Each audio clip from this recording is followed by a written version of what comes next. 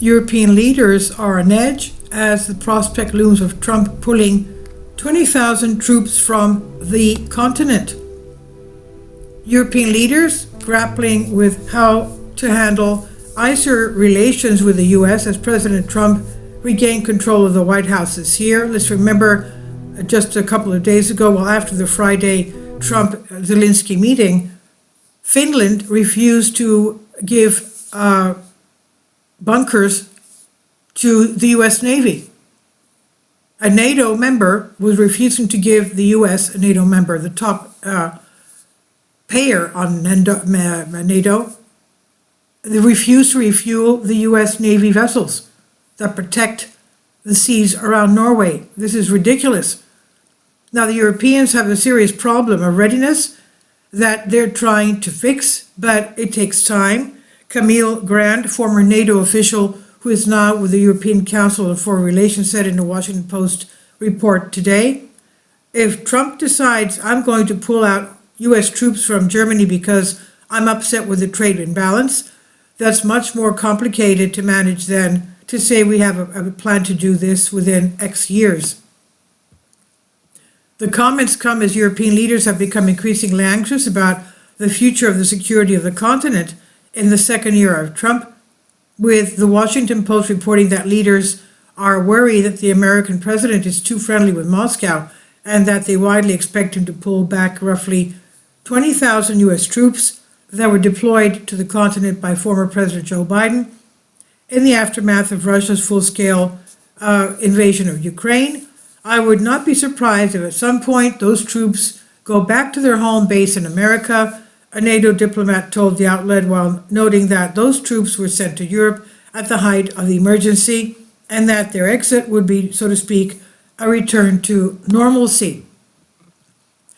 The current number of U.S. troops in Europe has fluctuated between 75,000 and 105,000 since 2022, according to data from the Center for Strategic and International Studies, CSIS, with the higher end of that number being a result of the surge of forces into the region ordered by Joe Biden.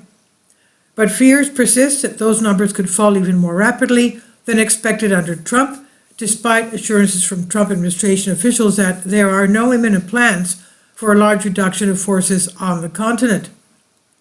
Those fears have been buoyed by recent events, including Vice President J.D. Vance's remarks at a security conference in Munich, in which the American leader scolded European leaders for their alleged break from shared values such as freedom of speech and Trump's widening rift with Ukrainian President Zelensky. But American presidents from both parties have been warning European leaders for more than a decade of the potential shift of troops away from the continent as the U.S. seeks to focus more effort on confronting the emerging threats of China in the Indo-Pacific, leaving Europe in charge of a greater share of its own security.